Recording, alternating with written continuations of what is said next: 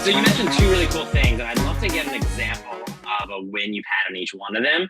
Things that you did at DocuSign to reduce your own emissions, and ways that you helped your customers understand what they can do with your technology to make them a more environmentally sustainable business. Can you give an example of a win you guys had in each of those two categories? Yeah, so let me give you a couple. One was, I'd have to say that when we connected the dots between our products and the sustainability strategy, it was really exciting to see the reactions, and not just about, reducing paper consumption, which is obviously fantastic, but actually thinking about the future of the product and connecting that to climate accountability through agreements, if I use DocuSign as an example.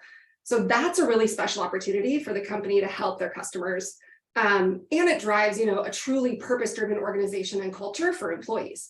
The other win for me was really around getting the buy-in we needed from leadership to sign on to what's called the Business Ambition Pledge through the Science-Based Targets Initiative. And that's making a huge commitment as a company to basically do our part to reach that net zero by 2050 at the latest.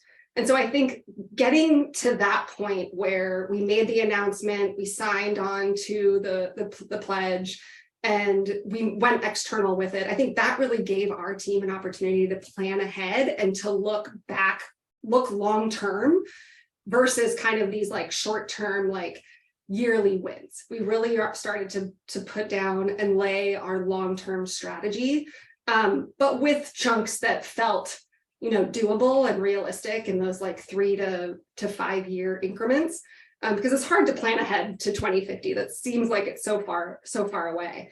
But I think those two areas were really helpful for our team, for sure.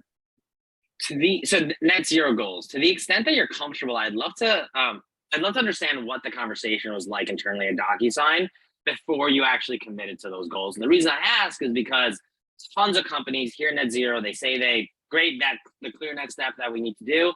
But as they dig into it, they realize how difficult it is. They realize that you're not just putting words on a piece of paper, you are committing to something really important.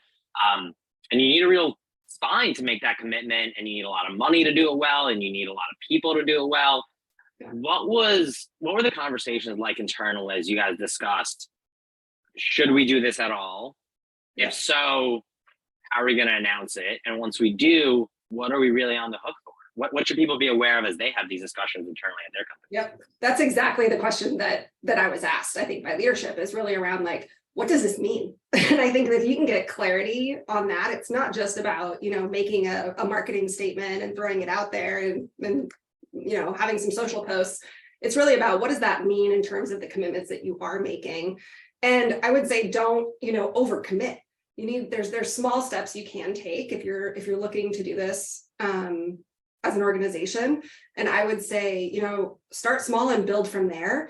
But what I wouldn't say is, don't go and try to, tackle everything at once if you don't have the team and the resources to make it happen. But I think the number one question was, if we don't succeed on this, what are the downsides? And if we do succeed on this, what are the upsides? And those were a lot of the questions that I was asked by senior leadership at the time. What are some ways in which, you don't have to be specific there, but what are some ways in which you did answer them? What were the downsides? You can speak broadly, what are the downsides for a company that misses their goals? And what are the upsides for a company that makes this pledge and does it well? Yeah, well, I think the upsides are, limitless. I think that, we're seeing companies moving in this direction more and more. I think the longer you wait, the further behind you get. And things are changing so quickly. I mentioned accountability at the beginning of our conversation, and I think that number one is just going to vastly change this year and into next year. And so the earlier you can get into this work and start to get some of these things done, it's just going to set you up for success. So that's kind of what I would say around that is the earlier you start, the better off you're going to be.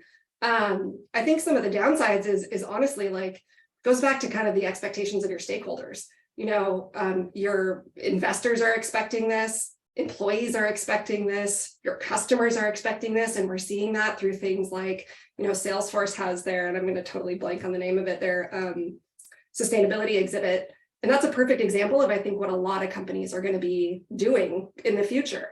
They're going to be setting expectations for their suppliers to have focus in this area.